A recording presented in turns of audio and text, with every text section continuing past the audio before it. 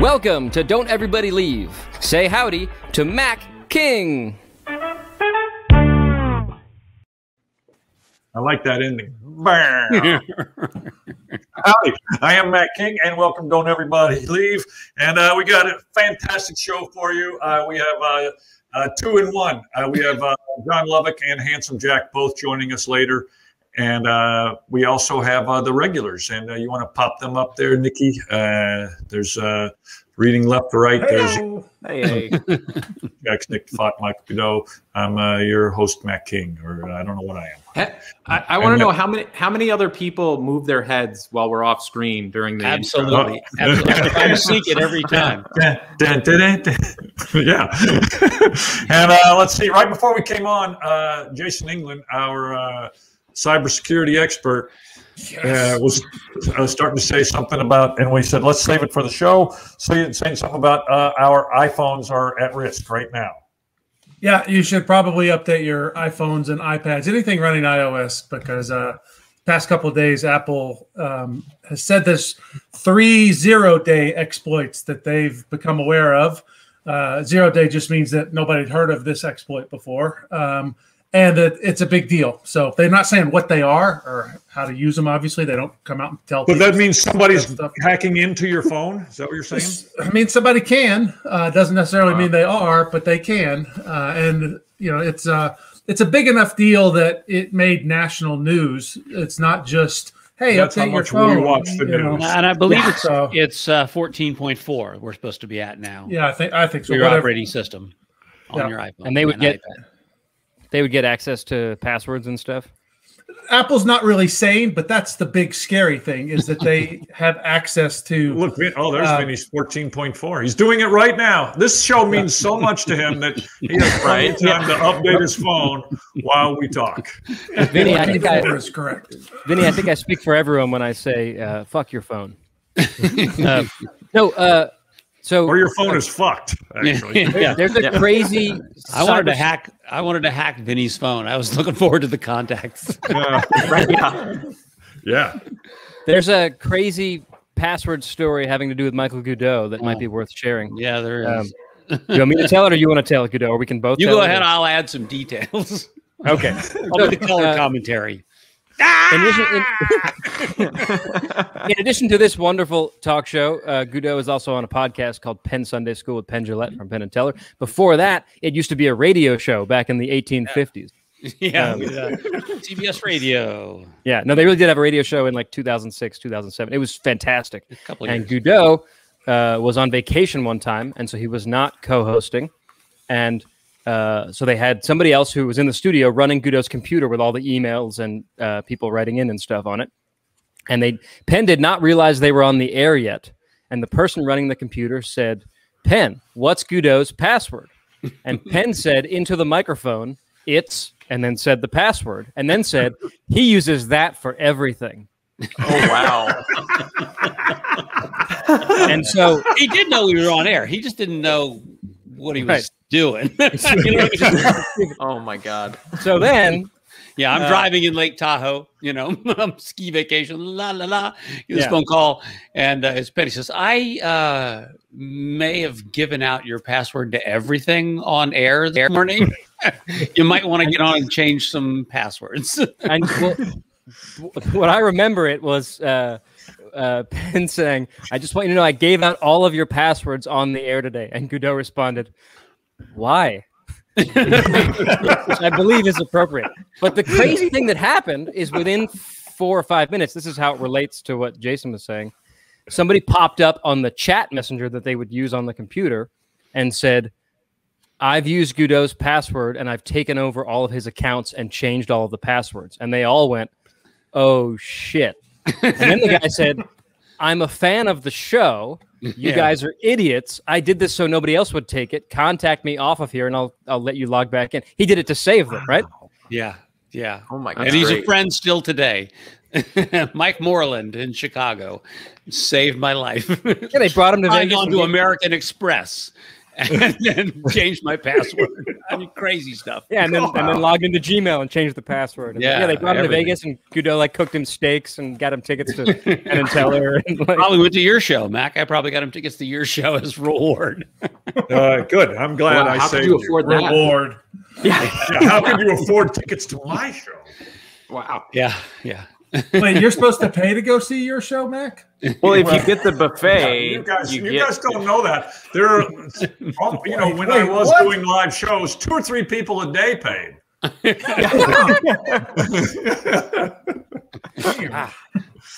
so at the time we're taping this, Cloris Leachman apparently just died, which is terrible, even though she was very old. Yeah. Cloris, she was a finalist for Miss America. Did you know that? really? I did not know that. That's fantastic. Yeah, crazy. Back in the 90s. Well, I mean, weren't there only 13 2016. contestants? Yeah, Yeah, there were, 1890. that's right. There were 13 contestants at the time. They're all finalists. Yeah, one from each territory, one from each state. Yeah. No, so she was on years ago Bob Saget's roast on the dais, and there's 2 things that you need to see from that. One, I'm not going to tell you that you should go watch, and one I will. The one I'm not going to tell you is Gilbert Gottfried referencing her when he got up at the roast. Oh, But you're a big chicken.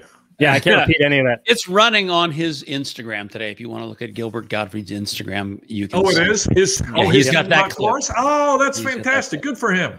Yeah. But she also got up to speak, and I don't know that she's ever done stand-up comedy or that kind of thing. And she crushed. Well, she's whatever. I bet she did. I haven't seen it, but she was a Broadway actress too, so she's done live shows too. I mean, she started on Broadway and before doing movies and TV. So she mentioned that. Yeah. Are you going to do her bit? Are you going to do what she said? There's 2 moments from it that I wanted to bring up because they were so amazing. Everyone's revering her. She's a legend and an icon. Even at the time, she was like 75 or 80 or whatever. And one of them is she said, I don't know if anyone here knows who I am. I have a Tony and an Emmy. I wish someone would punch me in the face so I could see some stars. Which is pretty great.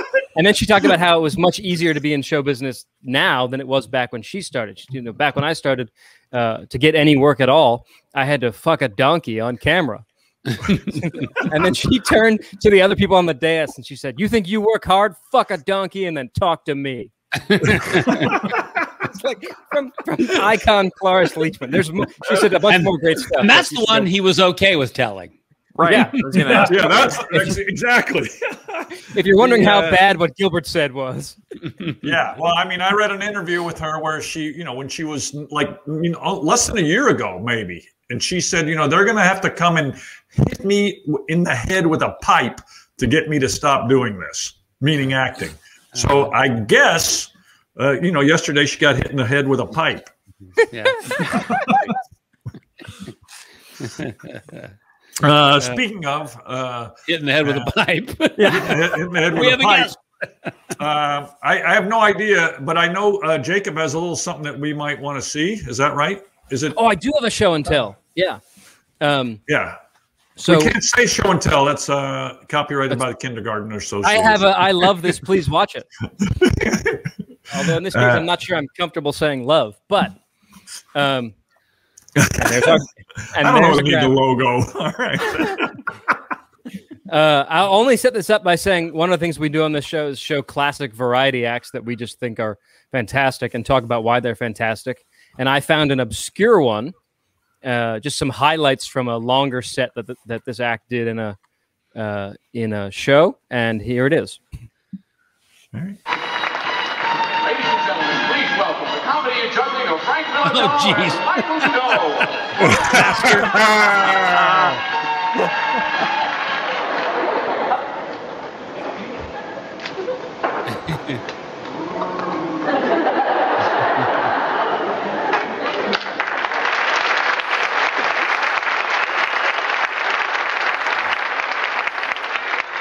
that's enough, isn't it? No, No. there's one part I'm waiting for. Okay. Ready? Ready? You understand? You must be exhausted by now. Right? You should have just cut to that part, Jacob. I know. Turns out Hey, 90 there's somebody seconds. juggling 8 clubs in a show. Look at that.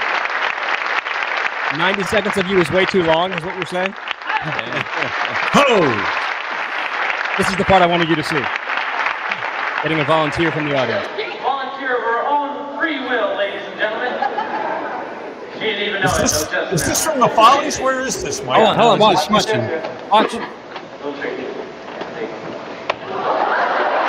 Oh, shit!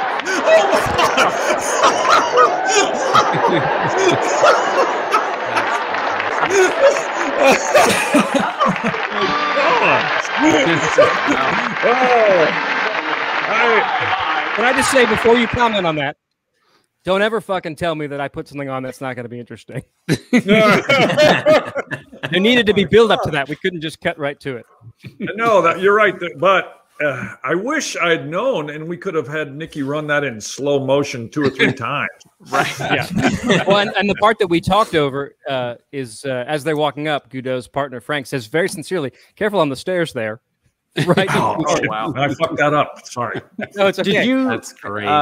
Did you have to pay somebody to colorize the footage? Yeah, yeah. I hired Cloris Leachman to paint it in. Goudeau had to fuck a donkey to get into that show. No, I wanted to ask about that. Maybe we can ask about it once our guest is on, but I wanted to ask about pratfalls and learning them because I'm kind of obsessed with that area of physical comedy and know nothing about it. So Right. Wait. That wasn't an accident? No, I did that every show. Wow. Seriously, did that every show. It looked perfect. Rough. Yeah. can we play it again real quick? Just that ending part. Nikki, I is don't that know, too I hard? don't know whether Nikki can cue that up or not, but she can work on it while we. Yeah. I mean, or maybe Absolutely. Probably if got- we can put up a graphic like that, we should be able to do just about anything, right?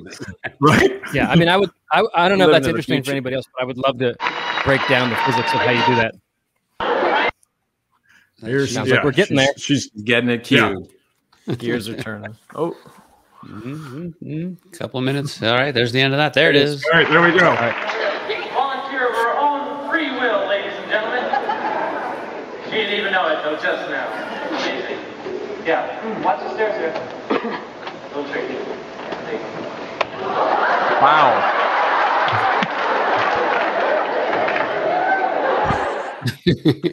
All right. Which of those 2 people has had a double hip replacement? The rare footage of the third Nicholas brother. Yeah.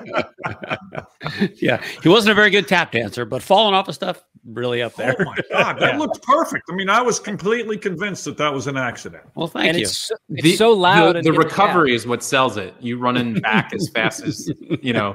I'm trying to look cool with the hand in the pocket. Yep. You just explain how to do that. You'd have to go back and do it frame by frame. That was a really easy one because of the construction of the stage. It was an angled set of stairs, and so it was very easy to look like you were walking straight and fall and hit that top edge of the stage. So I didn't even have to fall as far as I would have to my feet. There was another step, another foot up, so I only had to fall, a couple of feet and hit it with my hand. And Well, and it looks like you're landing. It looks like you're landing on your ribs, but you got your. Do you have your arms out there that you land on your arms? Or I'm hitting my face on the step, the top of the stage, and going backwards, and then catching myself and kicking my feet up, because you'll notice in it, I have white tennis shoes on, and I kick my feet up as high as I can because I want people to see the bottoms of my feet. That's just a clown thing. It's funnier if you can see your feet in the fall. wow. And you did you slap the ground really hard with your hands to make that loud. Slap the stage as I fall, bounce back, kick your feet up. That loud bang is part of it. great. Yeah. Well, Well, it thank looks you. fantastic. Thank How's you. that for a cheap show and tell where I just show somebody else's skill on the show? Not mine. I think that's great. My partner, we quit doing shows together and have both done solo shows since then. And I still miss doing that duo act because it was so much fun. There were a bunch of things like that. And I think at my age now, at 60 years old, we used to have a slap fight on unicycles where we would hit each other like this. And I thought, man, at 60 years old, that's really funny. All right, I'm going to learn to ride the just wanna know- unicycle. Please. Yeah. Jacob, how does that make you feel when he says he really misses his old partner? Why don't you go fuck yourself? I have a show and tell too. It's from the parlor at the Magic Castle. I believe it introduces itself. Please join me in welcoming Handsome Jack.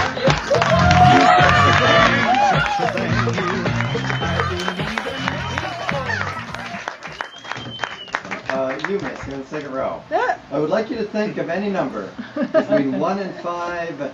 Choose a number. Concentrate on it. Okay. Are you thinking of a number? In a nice loud voice, what number are you thinking of? 4. 4?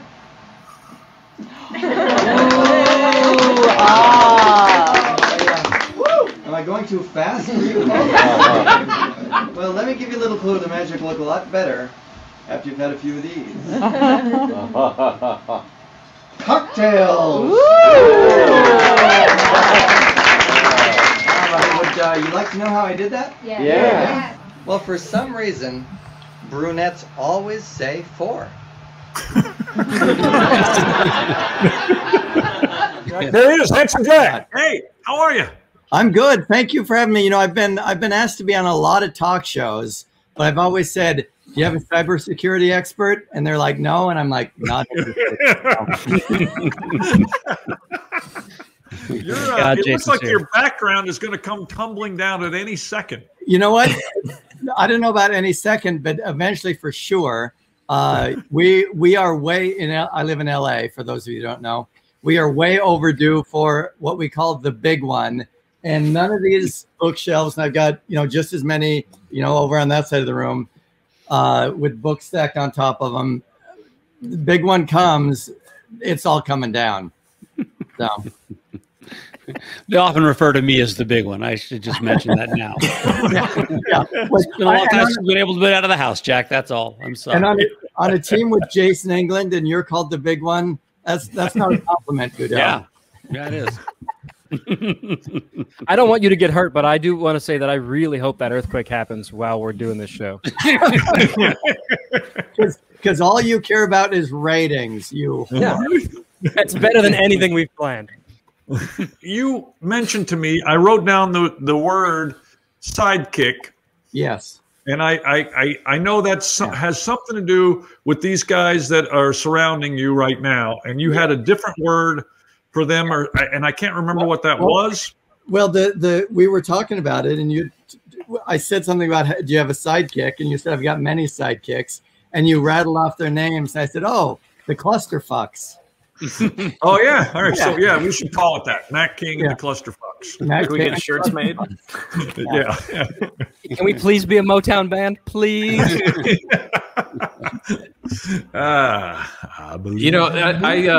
I read this article on CNN, and I didn't think it would apply until just right now. But this is a legit article on why swearing is a sign of intelligence. So apparently we're all incredibly intelligent here. And they give cursing may be a sign of intelligence. Swearing may be a sign of honesty. Profanity improves pain tolerance. I don't want to really test that one. Yeah, the test is really easy. It involves a hammer and your thumb. Yeah. And I guess we're all creative as well. And wait, I want to know this. Go back to that number 4. Does anyone actually say cussing anymore?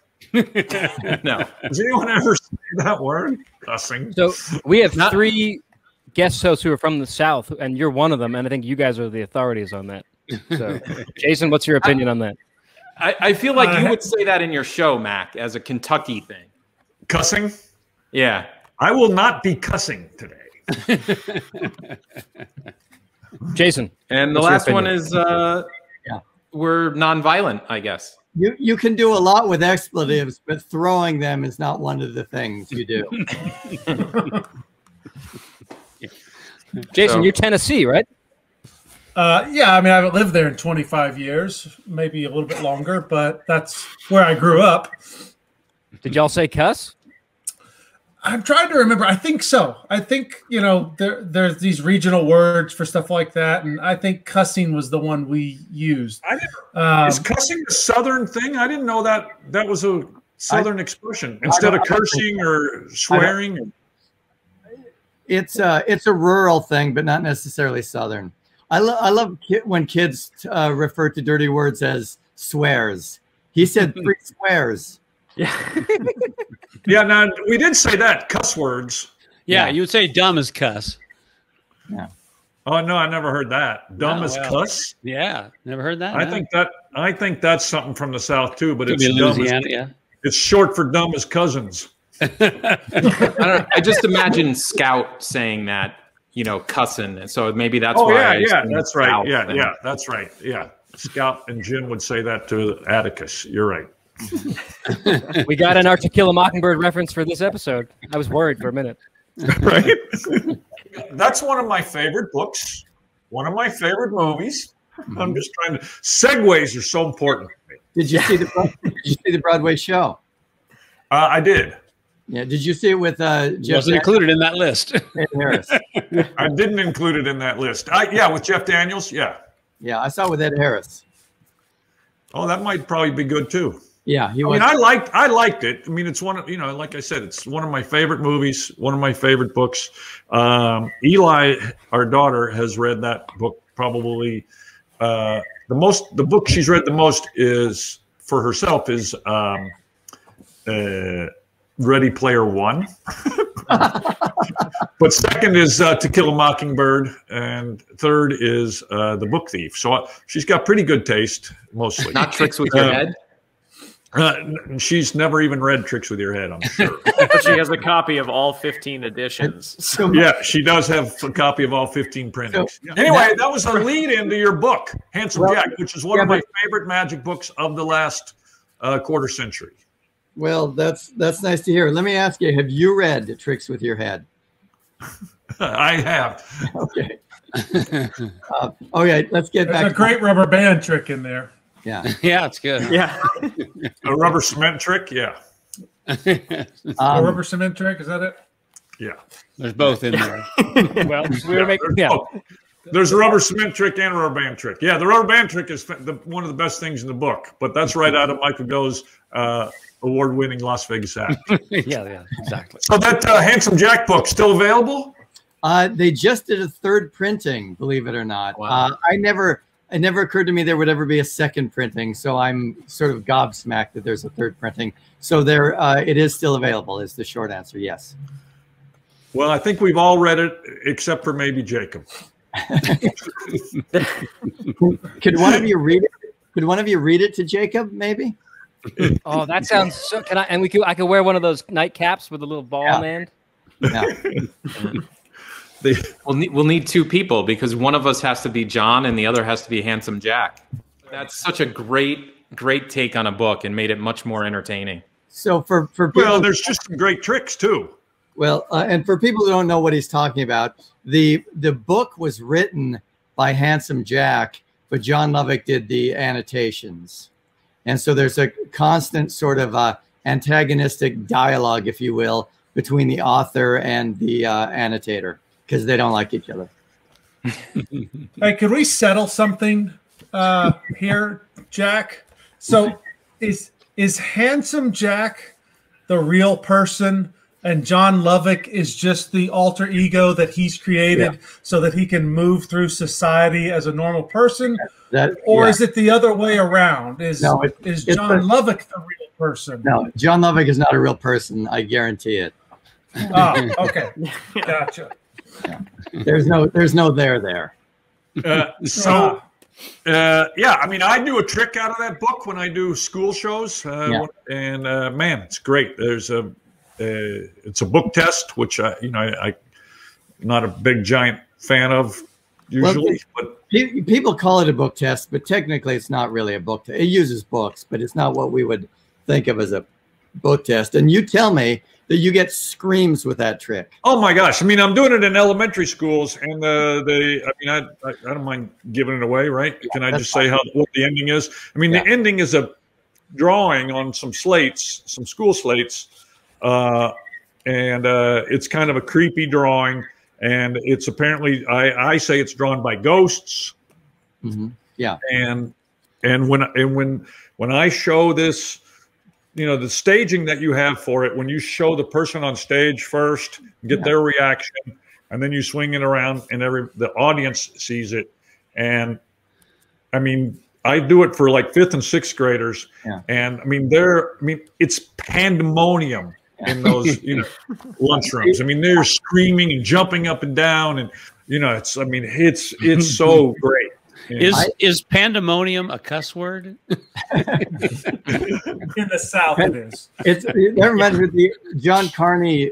John Carney, when he's doing his Fawcett Ross thing, and he's imitating Fawcett, and Fawcett's describing it, you know, a trick that he is, and he goes, "And pandemonium reigns supreme." Right, that's right. That's what happens. Pandemonium reigns supreme. I have had adults run off the stage at that moment. I mean, it doesn't always get that kind of reaction. Don't get me wrong, but there are times when literally adults have run off the stage at that moment. And yeah, it's strong.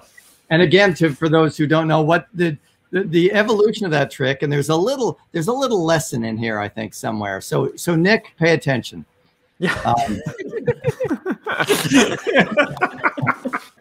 I was reading one of the Juan Tamari's books, I think Sonata, but I'm not 100% sure about that. And he was talking about he does a slate routine where he does slates, and he has 3 magazines. Somebody picks a magazine, and they randomly pick a page, and they pick a picture, and the picture appears on the slates. Now, normally, I never in a million years would have paid attention to that trick. I just would have instantly turned the page and gone on to something that looked interesting.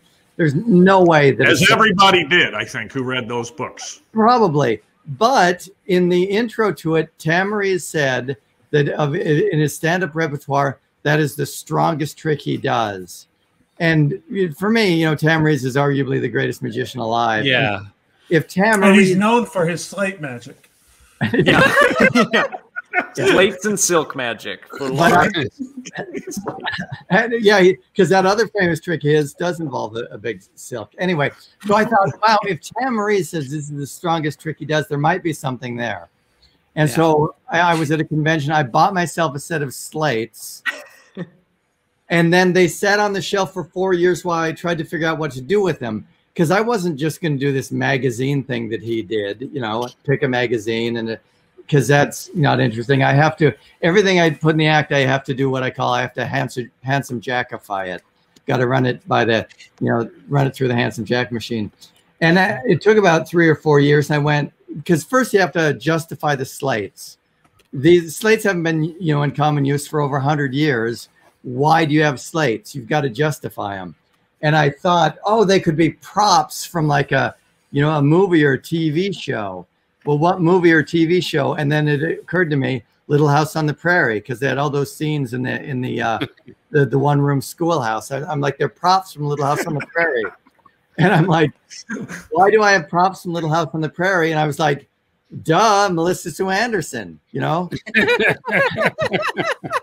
And I get a giant laugh from that with 5th graders and 6th graders. Yeah, because they don't know who she is, but I say, when I was, you know, I used to rush home from school to watch Little House on the Prairie because of Melissa Sue Anderson, because I thought she was hot. 5th graders think that's hilarious. Yeah.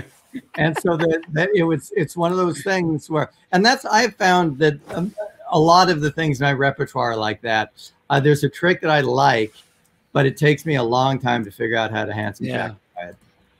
Yeah. Are you working on anything right now? I actually am. During the first 8 or 9 months of the pandemic, during quarantine, I was not doing any magic. I worked on one magic trick. I worked on a wild card routine, because I'd always loved wild card, but I don't do close-up magic, you know, much. Very well. Or very well. And you were thinking, how can I make wild card longer? And you succeeded. I did. That's almost everything I have. I got to figure out how to cram a 4-minute monologue into it. And Right. you know, I figured it out. So other than that one card trick I worked on, you know, like in June, I didn't do any magic. And then I found myself in Frisco, Texas, in the company of Nick Diffatte. And Nick taught me a really, really great rope trick. And so I've been working on the rope trick excessively. And we worked on a revised version of something from my book. And Nick came up with a great, great ending to it. And I've been working on a couple other things. And now I'm sort of excited about performing magic again, knowing that I'll probably never perform magic again. Right. Oh, don't say that. Don't say that.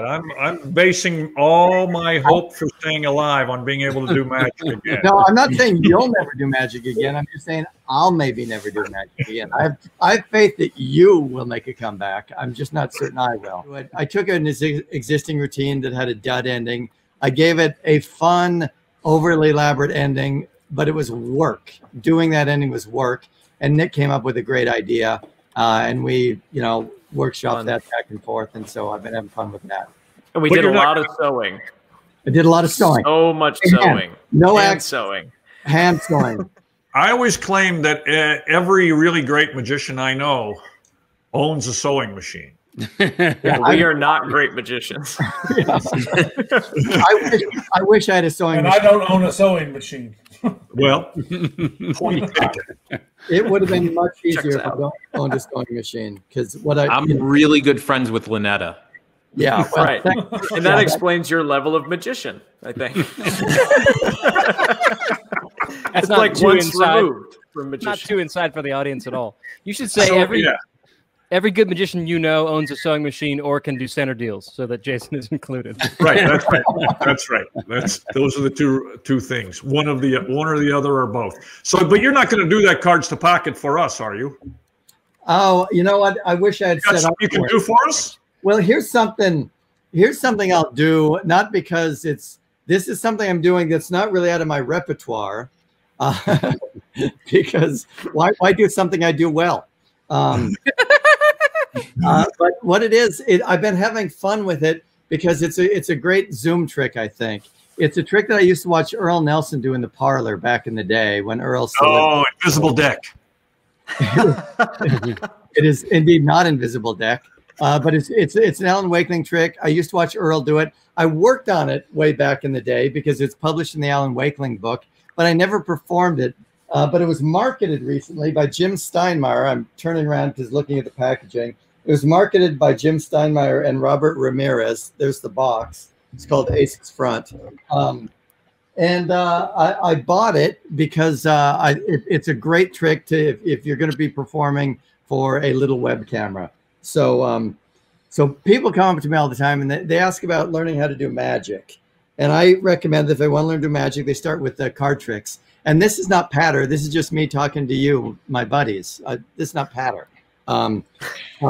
Obviously. So I recommend you get a little deck of cards, a little mini deck of cards if you want to learn card magic. Now, for scale, this is the mini deck of cards. You're a giant. This is a real deck of cards. So just so you see.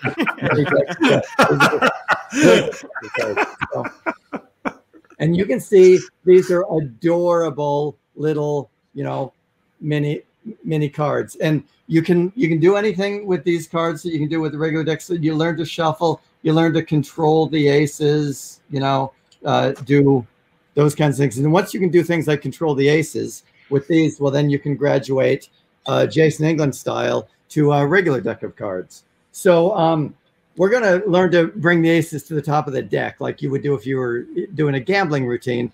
But to represent the top of the deck, I'll keep the aces, the faces out toward you so you can see when the aces arrive. Let's see, I want a red. Here's a red card. Here's there's the Jack of Hearts. Jack of Hearts. So I'll put that in front, and that will attract the red aces. It'll attract the Ace of Hearts first. I'll cover the deck with the handkerchief, and you see it is attracted. There it is, the Ace of Hearts. The Jack of Hearts is attracted. Now we will attract the other red ace. I will just cover it up for a second. There's the other red ace. There is the Ace of Diamonds, you can see. Now I want a black card because that will attract the There we go. There's a club that will attract the ace of clubs. The ace of clubs. There we go. There's the ace of clubs. And now we've just got one more. Let me put that back. We've just got one more, and I won't even cover up. And there it is. There is the ace of spades. And if you get yourself a little mini deck of cards like that, you too can learn to be a magician.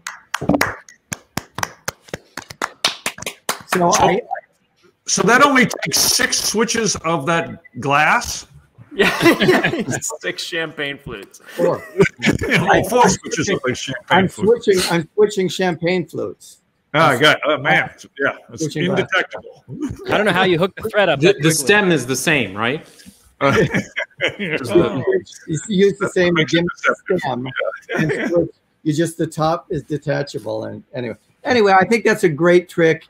I think it works great for screen. As you can see, I have not yet handsome jackified it, but who's got that kind of time? No, but you do it in that high energy Earl Nelson style that we've all come to know and love. So that's good. Seriously, I mean, my first thought, if I was going to handsome jackify that, I don't know whether my third thought is usually better than my first, but I would say if you did that with Polaroid photos, and it was all pictures of you. That came forward if it was a stack of pictures, and I don't know. And I use a beer stein for the Polaroids instead. Yeah. Well, but the new Insto. Oh, they've got small. Yeah, they've got small Polaroids. Yeah. What would the pictures change from and to? Do you think? Well, naked and clothed. Naked and clothed, or I was going to say they could be pictures, of old movie stars. So it's like, all right, who's the new Cary Grant? Who's the new? Yeah. Who's the new Forrest Leachman? Right. Bam. Yeah, I don't know. We've done a few of these, a couple of these so far, and you're the first one who's actually ever done anything. So thank you for doing it. So you are the best and the worst. Can I bother Handsome Jack for recommendations for other art, or do you have something? Yeah. No. I'm always curious, especially when people are performers, what their favorite favorite live show you've ever seen, or recommend some films that you think are fantastic, or books, or etc. Music. Films or shows or books or music. Or do all of them. Narrow it down for you. Okay. Well, what comes to mind is I think the greatest movie ever made is With Nail and I. And I thought I'd mention it because the other night. Nick certainly was. It's from I think before Nick was even born, I believe. Yeah. It's from Nick, but it's With Nail and I it's a big cult film. Got a huge following here in the UK, and it's. Did you say here in the UK? Here in the UK. Here and in the. Oh, here and the UK. I thought you said here in the UK. I'm like, what? Yeah, here and in. Yeah, you're leading sort of a deluded life right now. Yeah. Can't go out. What's the difference? if it had a tagline, the tagline for this movie would be "Fear and Loathing in London." It takes place in 1969. It's 2 out of work actors in a desperate situation in England, and it is the most quotable movie I've ever seen. It's got one of the greatest film performances I've ever seen by Richard E. Grant. Every movie Richard E. Grant has done since then, everything he's been cast in because of this movie, because people want to work with him because he was so brilliant in this movie. So I don't know who I'm actually only pretending to be stupid so that our viewers can get this information, but I don't know who that is. That's why God invented IMDb, Mac. Well, I know, but I mean, I'm hoping you'll say, okay, you say all these films he was in later, and I'll go, okay, he was in what? He played Withnail and Withnail and I. Okay. Well, he's done supporting roles in lots of movies since then. but nothing you like go like, oh, he was that guy. I mean, he was in the Player, the Robert Altman movie.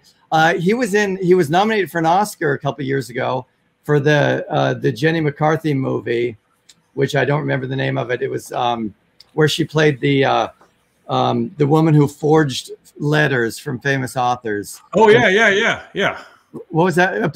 Something about please forgive me.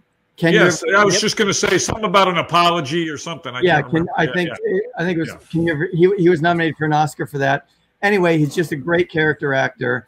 But with Nail and I, you gotta watch it. And here's what's interesting: this is the wrong time to say this in the middle of a pandemic. Is people talk about movies you need to see on the big screen, and when they say that, they always talk about movies like Lawrence of Arabia, which is, maybe my second favorite movie. But I would say With Nail Eye is one of those movies that you really, if you can, see it on a big screen. Don't watch it on your phone or on your iPad. At least watch it on, your flat screen. And the reason why is because of the subtlety of the performances. If you watch it on a smaller screen, you're really going to miss how brilliant the acting is and some of the subtleties of the staging. But it's a great movie. I'll recommend another great movie because it's got also an amazing performance by a great character actor, and that is the movie Naked, another British movie, a Mike Leigh movie with David Thewlis. David Thewlis plays one of the most despicable human beings ever captured on film, but it's the most riveting, amazing performance. And if you know anything about Mike Leigh's method, it's amazing because the way Mike Leigh works is he has a vague idea for a story or a setting or a group of characters, and he gathers a bunch of actors and he does improv exercises, and eventually a story and a narrative starts to form, and they keep doing these improvisations. And after months and months of improvising, he goes off and he writes a screenplay, and then he films it with those actors. And so this was a character that, that David Thewlis really literally created, and it's one of the great performances of all time. The movie is called Naked. I highly recommend it if you want to see some great film acting. And I got a question for you, John. This is kind of a serious question. We've talked about movies a million times before. Yeah. And I know that one of your favorite movies is Miller's Crossing. Yeah. But I can't remember if you draw a distinction between the greatest movie ever made and your favorite movie. Yeah. Is one of them Miller's Crossing and the other is With Nail and I? Yeah, I would say Miller's Crossing is one of my favorite movies, but I wouldn't say it's the greatest movie ever made. If I sincerely had to make a case for the greatest movie ever made, the Big Mama's House Part 2. It's one of those rare times where the sequel's better than the original. Yeah, absolutely. The movie that I would have the easiest time arguing for would be Lawrence of Arabia. I could make the case as the greatest movie ever made easier than any other movie. Even if I, on some level, might believe there's another movie that's better, it would be harder for me to make the case.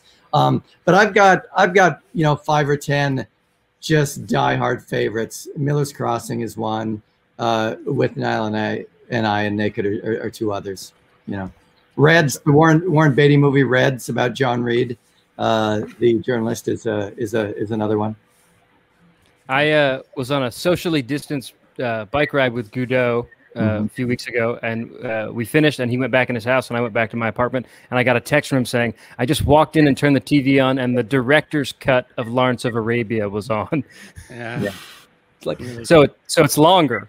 And I got to tell you, I've watched Lawrence of Arabia many times on my laptop, and it's great on the laptop. People say, "Oh, you have to see it on the big screen." Well, it's fantastic on the big screen, but man, if you only got a laptop to watch movies, watch Lawrence of Arabia on your laptop. Yeah, people that say that it's cliche to talk about Peter O'Toole's performance in that, I feel like haven't seen it because there's nothing. You can't overstate how stunning he is in that movie. Oh, he's the most gorgeous man who ever lived, I think. Yeah, and unbelievable acting, and he's like 22. It's yeah, he was very young. And I had a friend who was they were going to make a movie about the porn Lawrence star of Arabia too. They were making a movie about John Holmes, the porn star, and the murders, the murders that he was connected with toward the end of his life. And he was they wanted this friend of mine to audition for it, and he goes, but I don't look anything like John Holmes. I'm like, you think Peter O'Toole looked like T.E. Lawrence? T.E. Lawrence had the face of a potato. And Peter O'Toole is gorgeous. It doesn't matter that you don't look like John Holmes. Audition for the damn movie. Well, there's one way in which you should look like John Holmes if you're going to play John Holmes. and Mark Wahlberg was already in a movie like that. So yeah, exactly. Yeah. Oh, I was just going to say, I do agree with you in general that people forget how important it is to see movies in the theater, for not just because seeing them big is important, but also seeing them with people, which you can't do now. Yeah. But I think funny movies are funnier when there's other people there, and scary movies are scarier, etc. Yeah, that is. There's also a great isolationist aspect of it. I tried to watch Casablanca, I don't know, 10 times on TV and could never get into it because there's other distractions around you. And then I saw it in the theater, and it's fantastic. Yeah. And I realize, why it's considered one of the, best movies ever made, because I saw it in a theater where I had to devote my attention to it, and it's great. And I'm even during the movie, I'm sitting there going, "Oh, I get it. This is why everyone likes this movie, is because when you really give it the hour and a half or 2 hours it deserves, it's wonderful." I'm hoping we can have a recording of what Jason just said, and that will be my defense every time people give me crap for not watching Casablanca. I haven't seen more than the first 15 minutes of it. Oh, that's mind-boggling to me. That's just mind-boggling. It was my girlfriend in college. It was her favorite movie, and I was trying to be a good boyfriend. And was your first time trying that?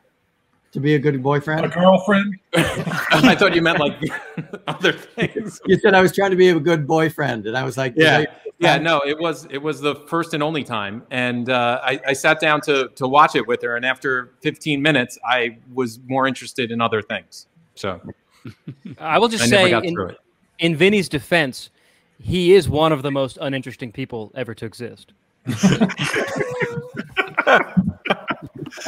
Yeah.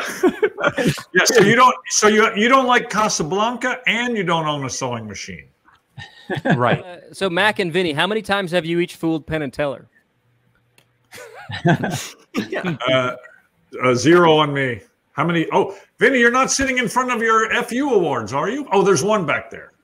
Are they in your lap? Yeah, the other one's by it.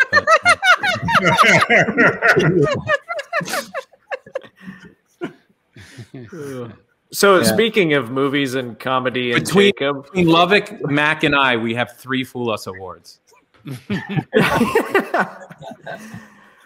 So Jacob related, Jacob has a healthy obsession with Dana Gould, and you've told me about stage managing Dana Gould for specials in the 90s.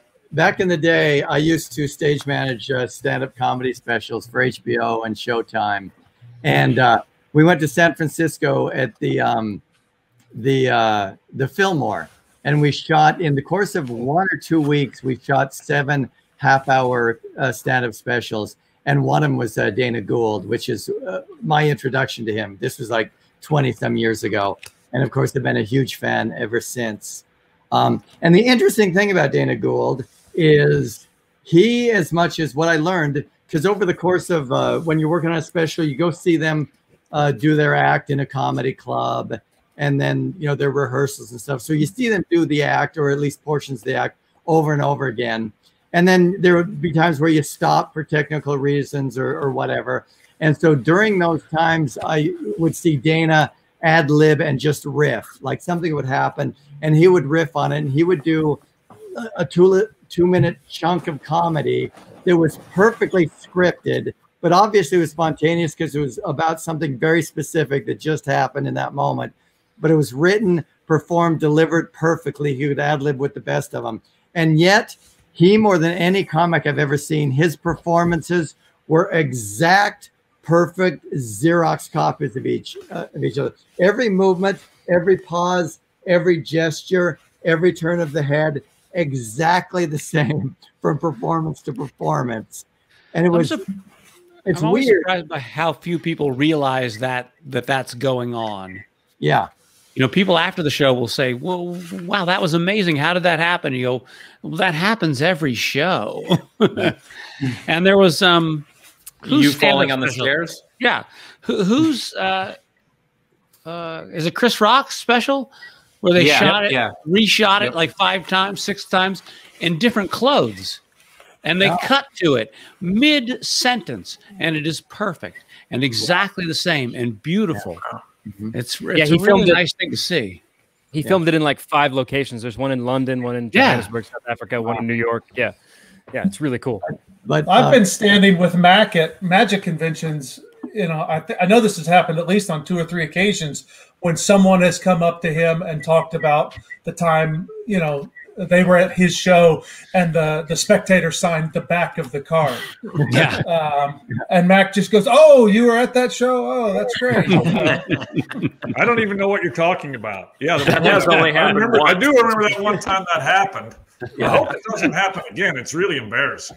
So my favorite Dana Gould quote is people asking him what it was like to be on Bob Hope's TV special when Bob Hope was like 97. And he said, when Bob Hope put his arm around him, he said, if you've ever held a tube sock filled with dead goldfish, you know what Bob Hope's arm felt like. Sweater full of light bulbs. Mac actually has held a tube sock full of dead goldfish. You told me that story once, right? It's a pair of pantyhose. But I don't know what you're talking about. That was one show, and we hope it never happens again. For those of you who are not familiar with Dana Gould, let me give you one thing you need to look up. Kevin Pollak has a talk show on, I think, YouTube. You can find it online anyway. Anybody know the name of Kevin Pollak's talk show? Yep. It's called Kevin Pollak's Chat Show. And Jacob can recite every show word for word for you if you would wish that to happen right now. Just give Jacob a time code and he'll tell you what was being said at that moment. I was going to say, it's funny that my old fucking friends make fun of me for my brain working properly. Anyway, go ahead. So he has a thing, Kevin Pollak has this thing that he calls the Larry King game, where he has people, you know, imitate Larry King in a particular way. And Dana Gould does it.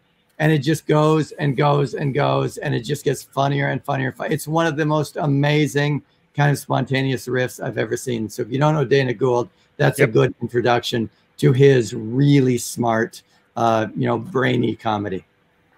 I was listening to some of the stuff about Larry King because he recently passed away from the time that we're filming this and or recording this, and he said he never prepared for an interview. He would never read the book, never prepare. And I'm thinking, wow, there's hope for this. Don't everybody leave. There really is. Right. That's our mantra. Yeah. Do not prepare. That's what we should change the title from "Don't Everybody Leave" to "We Didn't Do Shit." The Larry King game is supposed to be, you know, it's like a little improv game. It's supposed to be, you know, 30 seconds. And even if you're not funny, if you follow the rules, you can say something funny. And I think Dana did 9 minutes. You know, but you think you don't have 8 minutes, 40 seconds. Yeah. Yeah. There. That's So you're supposed to do a bad Larry King impression. You're supposed to say something on the air that you shouldn't have shared, which Larry used to do all the time. Yeah. And then you're supposed to go to the phones. Yeah. And if the name of the city is funny sounding, that's good. So I think the example was like, at Thanksgiving, I used to teabag the gravy boats when no one was looking. Sheboygan. You know. They gave that prompt to Dana, and he just did 40 of them. And Jason, it's your turn. For his Larry King impression? Yeah. Yeah, we can steal a bit from somebody else's show, right? Yeah. As long as we edit it out. Mac, how much time we got? I have more questions for Handsome Jack. I would say let's. You know, we're good. Ask him some more crap. Yeah, you're the curious one here. Take advantage of me. I'm the only one that doesn't know him in person. No, since we're all performers and since we're cynical bastards, we love stories of people having terrible, terrible gigs. And I was wondering if you had any shows that went awful. the worst performing experience. I'm not going to say it was the worst show I ever did, although it might have been, but it was the worst experience I've ever had performing. I was performing at the Magic Castle. This was fairly early on, and I hadn't been doing magic for a long time at this point. And I was performing in the parlor like I usually do. And I was leaving for the night because I was done with my shows. And one of the hosts came up and said, Nicolas Cage is here with some of his friends, and they want to see another show. But this was after midnight, so all the shows were done. They said, they want to see another show. Would you do a show for them? I'm like, Nicolas Cage and his friends? Sure. And so we herded them all into the close-up gallery. And this was Nicholas, and this was at the time he was dating Lisa Marie Presley. And Crispin Glover was there, and Roman Coppola, and one of the Ramones. I don't remember which Ramone. I get confused. But Crispin Glover. What did he look like? Black leather coat, long black hair, no shirt. So he's the Ramone who died. So anyway, so I go in, and I think it's Nicolas Cage's birthday, and that's why they're all there at the castle. And I'm in the close-up gallery, and I don't have any close-up material with me. I only have my parlor show. So I launch into my parlor show, which is just wrong for that room. Just the scale is wrong, and the feeling is wrong because it's sort of more presentational than you want in the close-up room. You want it to be more conversational as a general rule. And so I'm there, and it's just not working because the dynamic is wrong. And everybody's taking their cue from Nicolas Cage. And he's just sort of sitting there like this in the front row, kind of leaning back with his arms crossed. And so if you fall over backwards right now, it'd be great. None of those books fall and kill him. Goudeau, I have Goudeau do all my pratfalls for me. So that's your cue. So anyway, he was sitting there not responding. So no one else responded because they were taking all the cues from him. And halfway through my show, he reached into his jacket, pulled out some sunglasses, and put them on.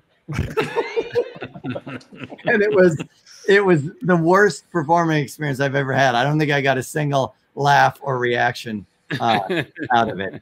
Jack, when did you start at the castle? Oh, before Nick Diffatte was born, I think. Because after I graduated college, I moved to San Diego, and I would go up to the castle every week. And I remember seeing like you and Hughes and it was 1997, 98 during that time. Was that early on for you, or? Relatively, I probably started performing in the castle around 94, 95, probably. Probably 95. So yeah, so that was early on. That was probably the year I did the Nicolas Cage show when you started going.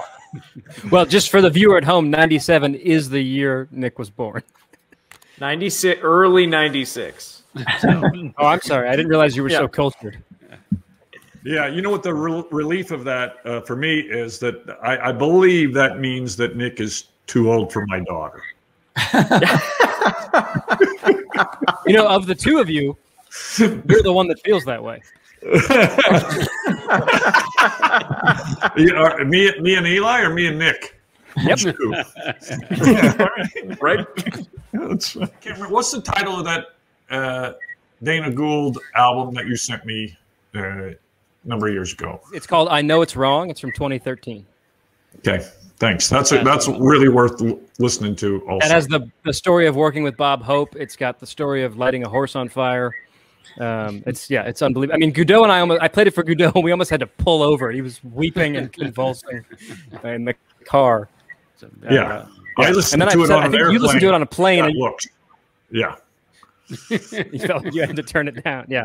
And Dana has like 4 or 5 albums and a couple of specials, and they're all worth listening to. But I Know It's Wrong I think it's the best comedy special I've ever heard, which is saying a lot because Richard Pryor exists.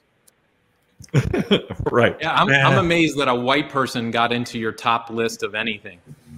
Yeah. Yeah.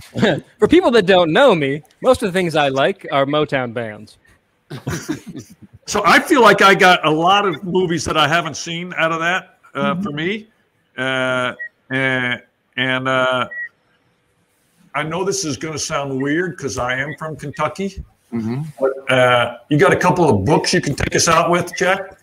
You know, I just read an interesting book while I was in Frisco, Texas. While we were chatting. I read a book called Steal Like an Artist.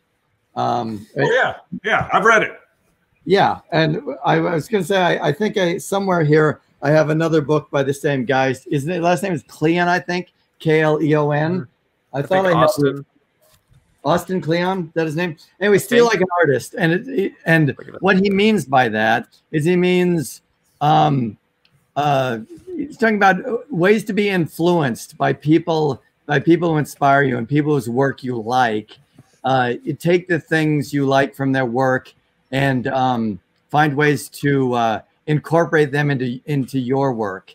And the one thing I'd add to that is be influenced, for those magicians watching this show, is take influences from people other than magicians. Don't imitate, another magician. Imitate a rock star you like. Imitate an actor you like. Imitate a stand-up comedian, or a singer you like. Use influences from places other than magic, because that's the only way you're going to really find a combination that is, unique and, hopefully creative and worthwhile. So that's a book I recommend that I read recently. I've always been a big Dom DeLuise fan, so I really take that advice to heart. It's good you're looking outside of magic. Princess. No talking, princess. Yeah. Have you seen that clip of Dom DeLuise doing magic? Where no applause, please. Save before the end. yeah. And then who's the woman assistant? Oh, I don't know. Oh, he's got some blonde, that was on the Tonight Show, I think. It was the one that did the Tonight Show a million times. Carol something? Yeah, Carol something is right. Yeah. And it's like he does like the milk pitcher, and it's one of my favorite things. He pours milk into the cone, and she's like, "Whoa!" And then she looks in the pitcher and she goes, "Oh." And he goes, "No talking, princess. No talking, princess." Is she a comedian or like a model or an actress? Carol Wayne.